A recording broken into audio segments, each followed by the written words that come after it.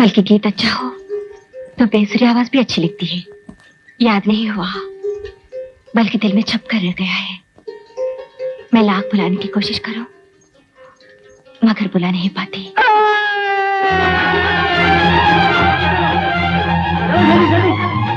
संभाल कर देखिए। आहिस्ता आहिस्ता। और ताज़ा दरवाजा खोलो। गणपत, मैनेजर साहब से जाकर कह दे कि किशन बहुत बुरी तरह जख्मी हो गया है, उसे हम टैक्सी की गाड़ी में डालकर हॉस्पिटल ले गए। चल जा। मैनेजर साहब, अपना वो किशन है ना? क्या उसे? उसको फैक्ट्री में बहुत बुरी तरह मार लगा है। रामबो उसको फैक्ट्री की गाड़ी में डाल के हॉस्पिटल ले गए। आपको बोलने के लिए बोला। फैक्ट्री गाड़ी में? हाँ, फैक्ट्री गाड़ी।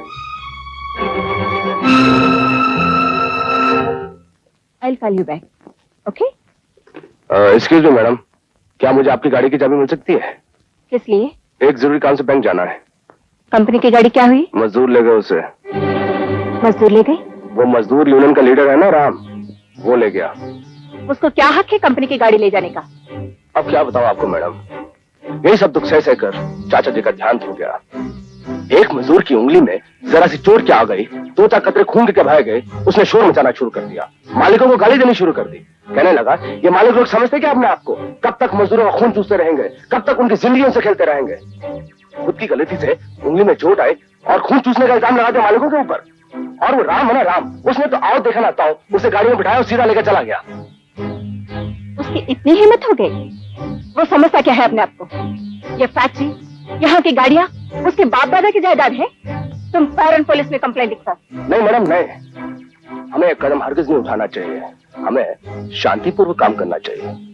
अगर हम लोग पुलिस में कंप्लेंट लिखवाएंगे तो ये मजदूर लोग बाहर जाकर शोर मचाएंगे, बोलेंगे इस कंपनी में बहुत जुल्म होता है। एक मजदूर मरते मरते बचा, लेकिन मालिकों कान पे जू तक नहीं रहेंगी। फजूल की बकवास करेंगे वो। तो फिर ऐसी हालत में क्या करना चाहिए? कुछ नहीं, एक्शन टू रिएक्शन, बस। राम भैया, मैनेजर साहब ने तुमको बुलाया है।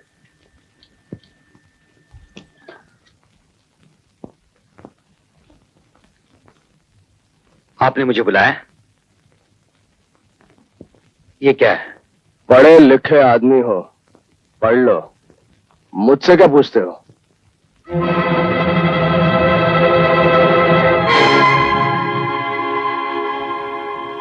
मैनेजर साहब, मैं कोई जाती काम के लिए गाड़ी नहीं ले गया था। एक मजदूर जख्मी हो गया था, बुरी तरह खून बह रहा था, इसलिए जल्दी में बगैर इजाजत के मैं गाड़ी ले गया। फिर भी गणपत के हाथों मैंने आपको कहलवा भेजा था। लेकिन मिस्टर राम, ये कौन सी यूनियन का कानून है कि गाड़ी पहले ले जाओ और इजाजत बाद में लो? दुनिया का उसूल है कि इजाजत पहले लो और किसी चीज को हाथ बाद में लगाओ। लेकिन किशन की हालत उस वक्त बहुत बुरी थी, आपके पास आकर इजाजत लेने का वक्त ही नहीं था। ये सब सफाइयां मुझे नहीं, मालकिन के सामने पेश करो। ठीक है, मैं उन्हीं से बात करता हूं। एक मिनट, उनसे बात करने से पहले इजाजत लेना बहुत जरूरी है। ठीक है। मैं तुम्हारा बयान उनके सामने पेश करता हूं, वो तुम्हारे बयान पे क्या फैसला करती हैं अभी सुनाई देता हूं। हेलो हेलो मैडम, हमारे मजदूरों के यूनियन के लीडर आपसे ये पूछना चाहते हैं कि उन्हें सस्पेंड क्यों किया गया, और वो आपसे मिलना भी चाहते हैं। उन्हें आपके पास भेज दूं? उन्होंने नो कहा है। लो, मैं उनसे बात करता हूं। ये पब्लिक टेलीफोन नहीं, इंटरकॉम है। ये सिर्फ मेरे उनसे बात करने के लिए है, या उनके मुझसे बात करने के लिए है, यानी कि सिर्फ हम दोनों के बात करने के लिए है, तुम्हारे बात करने के लिए नहीं है। लेकिन मैं उनसे बात करना चाहता हूं। जब कोई तुमसे बात नहीं करना चाहता तो तुम्हारा उससे बात करने का इसरार करना तहजीब और शराफत के दायरे से बाहर है।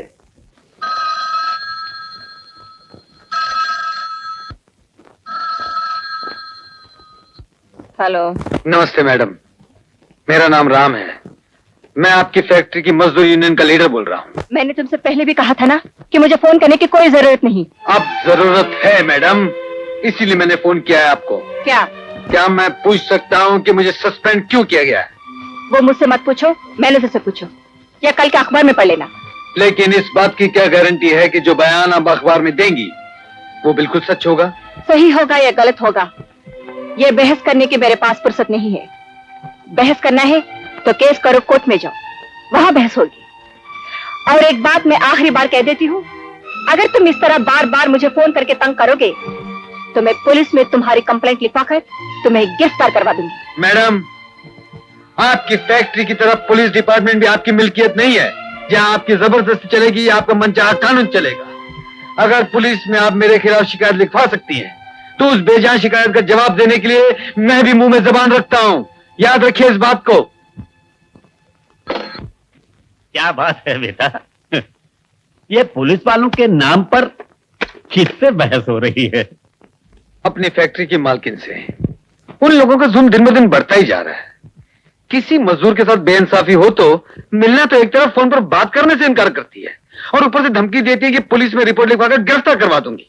खाला जी का घर समझ लिया क्या? अरे अरे अरे, आहिस्ता बेटा, राम को गुस्सा आ गया तो रावण की जीत हो जाएगी। अच्छा आप ही बताइए, कोई आपके डिपार्टमेंट से किसी के खिलाफ गलत कंप्लेन करे तो पुलिस क्या कदम उठाएगी? पुलिस के कदम तो कानून की बंदिश में होते हैं बेटे। जो हमें कोर्ट से हुक्म मिलेगा वही करना पड़ेगा। एक मजदूर जिंदगी और मौत की कश्मकश में फंसा हुआ था। मैं उसे फैक्ट्री की कार में बगैर किसी से पूछे हॉस्पिटल ले गया। ये मैंने गलत किया या सही किया? 100% गलत। क्या? हाँ, वो गाड़ी तुम्हारी नहीं थी, उसका मालिक कोई और था। और कानून कहता है कि इजाजत के बगैर किसी की चीज को हाथ लगाना जुर्म है, और इस जुर्म के तहत उन्हें पूरा हक है कि वो तुम्हें नौकरी से निकाल दें। और अगर वो शिकायत करें तो हमें पूरा हक है कि हम तुम्हें गिरफ्तार करें और सजा दिलवाएं। मतलब मैंने एक आदमी की जान बचाई या जो कुछ भी किया, ये आपकी नजर में जुर्म है और मुझे सजा दिलवाने का आपको पूरा पूरा हक है? बिल्कुल। क्या खाक, बिल्कुल बिल्कुल गलत बात कर रहे हैं आप। एक आदमी जिंदगी और मौत के बीच में फंसा हुआ है तो पहले उसकी जान बचानी चाहिए या गाड़ी ले जाने की आज्ञा लेनी चाहिए। उसके बाद उस गाड़ी में कितने आदमी बिठा के ले जा सकते हैं उसकी आज्ञा लेनी चाहिए। उसके बाद उस घायल आदमी को बिठा के ले जाना चाहिए या लेटा कर ले जाना चाहिए, इसकी आज्ञा लेनी चाहिए। इतनी आज्ञा लेते रहे तब तक तो वो आदमी मरकर दूसरा जन्म भी ले लेगा। यही है आपका कानून, इसी तरह आपका डिपार्टमेंट काम करता है।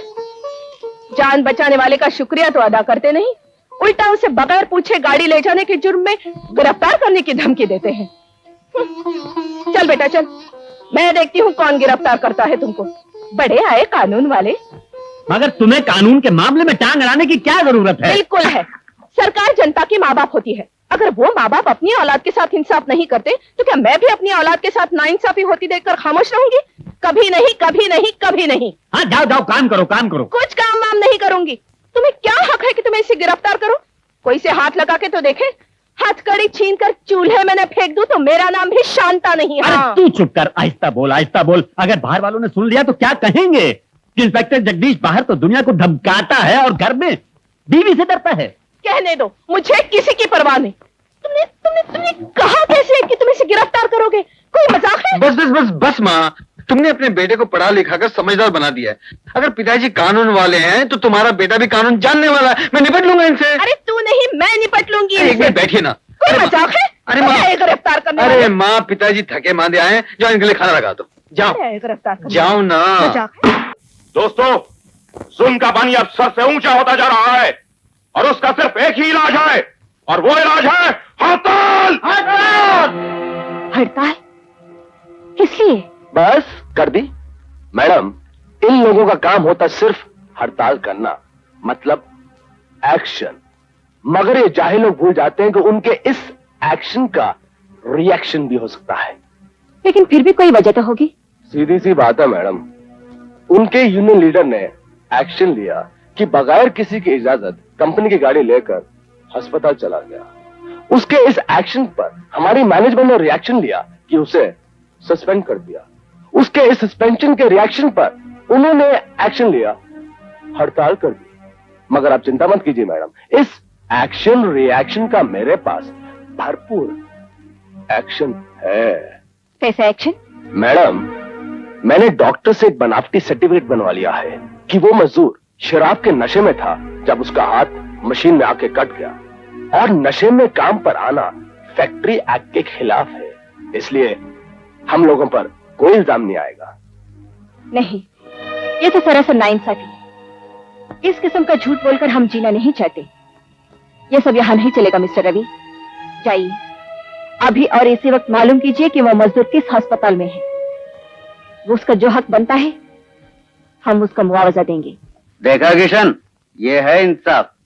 तुझे देखने के लिए अब तक ना वो तुम्हारी मालकिन आई, ना वो मैनेजर आया, और आएंगे भी नहीं। मैं उस मगरूर औरत को अच्छी तरह जानता हूँ। बगैर किसी कसूर के उसने मुझे नौकरी से निकाल दिया, और तुम्हारे बारे में भी खुद को बचाने के लिए वो जरूर कोई ना कोई झूठा केस बना देगी। ये लो, तुम्हारा लीडर भी आ गया। किशन, कैसे हो भाई? कैसे हो सकते हैं? भगवान को मेरा सुहाग बचाना था, इनकी जान नहीं ली, वरना मेरे बच्चे अनाथ हो जाते हैं। राम भाई, ये किस किस्म के पत्थर दिल लोग हैं? इनकी नजर में इंसान की कोई कीमत ही नहीं है। मैं तो कहता हूं भाई, अदालत का दरवाजा खटखटाओ, तब जाके इनके होश ठिकाने आएंगे। हाँ, ठीक है। नहीं नहीं, खाम का क्यों कोर्ट कचहरी के चक्कर में पड़ना चाहते हो? इसमें कितना वक्त बर्बाद होगा, कितने धक्के खाने पड़ेंगे। तो इसके अलावा और क्या तरीका है? एक तरीका है, हम खुद उनके पास जाएंगे और उनसे किशन का हक मांगेंगे। लो, वो आ गई तुम्हारी मालकिन।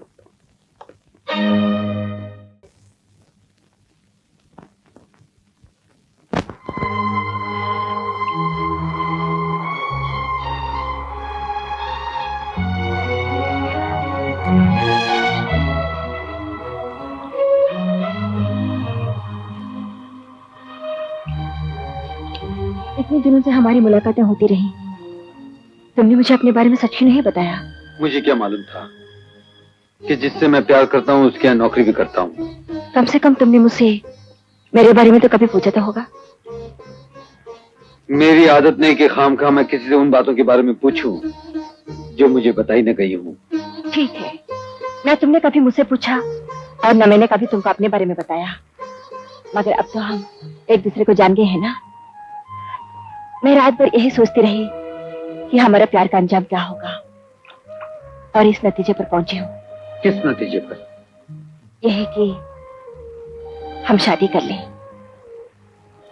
मैं भी रात भर सोचता रहा और इस नतीजे पर पहुंचा हूं कि हम एक दूसरे को भूल जाएं, दिल के सफे से प्यार के शब्द मिट जाए, यही ना? हाँ। क्यों? इसलिए कि तुम्हारे और मेरे बीच में बहुत बड़ा फासला है। तुम ऊंचाइयों पर रहती हो और मैं जमीन पर। तो क्या हुआ? मैं तुम्हें अपने साथ उन ऊंचाइयों पर ले जाने को तैयार हूँ। लेकिन मैं जाने के लिए तैयार नहीं। क्यों? क्योंकि जमीन पर मेरे मजदूर साथी रहते हैं जो एक मुद्दत से मुझ पर विश्वास किए हुए हैं, मुझ पे आस लगाए बैठे हैं। उनको छोड़कर तुम्हारी बराबरी करना मेरे बस की बात नहीं है। ठीक है, उन ऊंचाई से उतरकर तुम्हारी बराबरी पर पा सकती हूँ ना? नहीं, मेरे लिए तुम इतनी बड़ी कुर्बानी दो, ये मुझे मंजूर नहीं। क्यों नहीं? जो लोग ऊंचाई पर रहते हैं उन लोगों को हर चीज देखने के लिए सर झुकाना पड़ता है। मेरी ऊंचाई की परवाह मत करो राम, मैं तुम्हारे साथ जिंदगी भर सर झुकाकर चलने को तैयार हूँ। ये सोचना बहुत आसान है सीता, लेकिन इस पर अमल करना बहुत मुश्किल। जिंदगी एक बहुत बड़े समंदर की तरह है जिसमें एक छोटी सी कश्ती और एक बहुत बड़ा जहाज एक ही रफ्तार में सारी जिंदगी सफर नहीं कर सकते। क्यों नहीं? बहुत आसानी से सफर कर सकते हैं। जब जहाज डूबने लगता है तो कश्ती का सहारा लेकर जिंदगी बचाई जाती है, और जब कश्ती डूबने लगती है तो कश्ती को जहाज की गोद में डालकर अपना सफर जारी रख सकते हैं। तुमने कितनी आसानी से हमारी सारी समस्या का हल निकाल दिया, लेकिन असलियत में ऐसा नहीं हो सकता। बिल्कुल हो सकता है। दुनिया में कोई ऐसी समस्या नहीं है जिसका हल निकालना नामुमकिन हो। हमारी समस्या का हल भी यही है कि चाहे कुछ भी हो हम शादी जरूर करेंगे। नहीं सीता, नहीं, हमारी शादी नामुमकिन है। तो फिर बताओ मैं क्या करूं? हमारे हाथ में कुछ भी नहीं। तकदीर ने हम दोनों को हैसियत की ऐसी अलग अलग जमीनों पर जन्म दिया है कि जिन पर से गुजरने वाले रास्ते आपस में कभी नहीं मिलते। बस, और ज्यादा कुछ नहीं सुनना चाहती हूँ। मैं ऐसा कदम उठाऊंगी कि तुम्हारी खुददारी पर आंच नहीं आएगी और ना ही हमारे प्यार में फर्क आएगा। मैं अपनी फैक्ट्री भी संभालूंगी और तुम्हारे साथ तुम्हारी बीवी बनकर रहूंगी। जब तक मैं फैक्ट्री में रहूंगी मेरी हैसियत मालकिन की होगी, और जैसे ही फैक्ट्री के दरवाजे से बाहर निकलूंगी मेरी हैसियत तुम्हारी पत्नी की होगी। अब तो इनका नहीं है ना? बोलो। ये कैसे हो सकता है बेटा? एक तरफ खुददारी है, दूसरी तरफ प्यार है, तीसरी तरफ मजदूर हैं। तीनों के बीच में से लिहाज रखते हुए गुजर जाना ये नामुमकिन है। मैं इस वक्त एक बाप की हैसियत से नहीं बेटे, एक दोस्त की हैसियत से तुम्हें मशवरा दे रहा हूं। महलों की ईंट को झोंपड़े की दीवार में लगाने की कोशिश ना करो, वरना उस ईंट के वजन से ये दीवार बैठ जाएगी। अरे क्या नाब शनाब बोले जा रहे हो? कुछ होश है तुम्हें? तुम्हारा मतलब ये है कि एक अमीर घराने की लड़की गरीब की पत्नी बनकर कभी निभा नहीं कर सकती? जिंदगी से निभा करना सिर्फ गरीबों को आता है। जरा याद कीजिए हमारी शादी के वक्त आपका क्या हाल था। मेरे माँ बाप जागीरदार थे, दौलत वाले थे, और तुम गरीब घराने के। क्या मैंने इस घर में आकर तुमसे निभा नहीं किया? ये ईंट भी अमीर घराने से ही आई थी। क्या इस ईंट ने तुम्हारे झोपड़े की दीवार को गिरा दिया या मजबूत बना दिया? तुम तो अपना किस्सा लेकर बैठ गई शांता, मैं तुम्हारी बात नहीं कर रहा। वो वक्त और था, वो जमाना और था। तुम्हारी परवरिश घर की चार दीवारी में माँ बाप के साए में हुई थी। वो लड़की खुद मुख्तार है, उसके सर पर कोई बड़ा बूढ़ा नहीं है, अमेरिका से पढ़कर आई है, इतनी बड़ी फैक्ट्री की मालिक है। ऐसी लड़की हमारे घर आकर हमारे घर के तौर तरीके निभा सकेगी, ये मैं नहीं मानता। मत मानो। कौन तुम्हें मानने के लिए कहता है? पुलिस में नौकरी करते करते तुम हर इंसान को शक की निगाह से देखने लगे हो, लेकिन औलाद की जिंदगी का फैसला शक और वर्दी से नहीं, दिल के उसूलों से होता है। और मेरा दिल ये कहता है यही लड़की मेरी बहू बनने के लायक है। इसलिए अपनी वर्दी, अपना शक सब अलग रखो और जल्दी शादी की तैयारियां शुरू करो। नहीं बेटे नहीं, ये तो कोई गलत गियर में गाड़ी जा रही है। तुम उससे नहीं, उससे कैसे शादी कर सकती हो? क्यों नहीं कर सकती? बड़ी आसान सी बात है। पंडित को बुलवा कर फेरे लगवा लेंगे और राम के हाथों मंगलसूत्र बंधवा लूंगी, बस। नहीं, मैं मंत्र की बात नहीं कर रहा हूं। मेरा मतलब है कि कहाँ तुम, कहाँ वो भी फैक्ट्री में है, मैं भी फैक्ट्री में हूँ। देखो बेटी, या तो तुम मेरी बात समझ नहीं रही हो या फिर समझते हुए अनजान बन रही हो। अंकल, शादी मेरा जाती मामला है। हाँ, जातीय मामला तो है बेटी, लेकिन फादर, आप जिंदगी भर पुराने ख्यालों का ढोल पीटते रहोगे क्या? सीता पढ़ी लिखी अमेरिका रिटर्न लड़की है, अपना अच्छा बुरा अच्छी तरह से समझती है। और फिर यहाँ पर तो रामायण दोहराई जा रही है कि सीता सिर्फ राम के लिए ही पैदा हुई थी। उसके स्वयंवर में हजारों राजे, महाराजे, शहजादे आए, लेकिन सीता ने अपनी पसंद की माला सिर्फ राम को पहनाई, है ना सीता? इसलिए फादर, आप अपनी बेकार की राय अपने पास ही रखिए और इस सीता को भी राम के बंधन में बन जाने दीजिए। Sita, all the best and congratulations.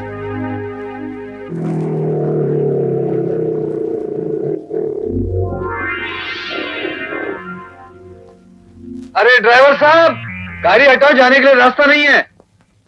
अरे ठहरो, पेट में नाश्ता नहीं है, नाश्ता करेंगे, आराम करेंगे, फिर हटाएंगे। कमाल आदमियों पे। अरे लल्लू पंजू यूनियन का लीडर बन जाता है, तू क्यों नहीं बन सकता? अरे वो इतना आसान नहीं है, उसके लिए तो बहुत चालू आदमी चाहिए। एक तरफ तो प्यार से मजदूरों को पटाना चाहिए, दूसरी तरफ फैक्ट्री की मालकन को प्यार में फंसाना चाहिए।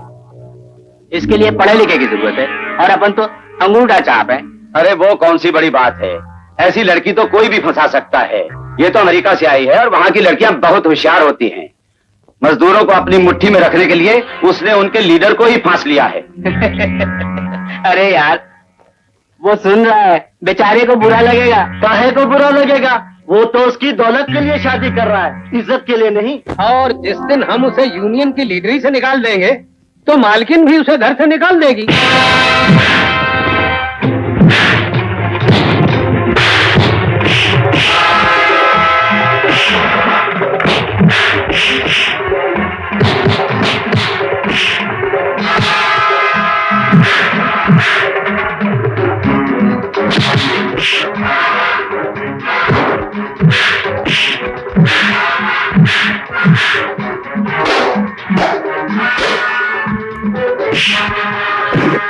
Thank you.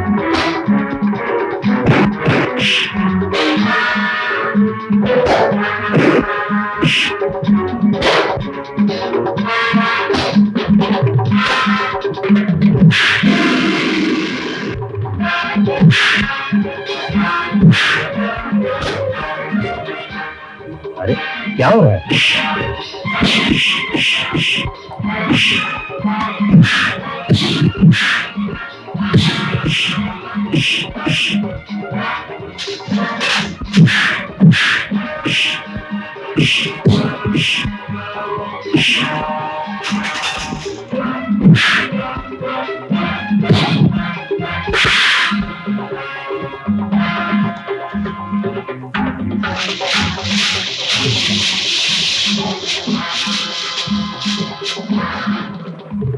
गुंडागर्दी करते हैं।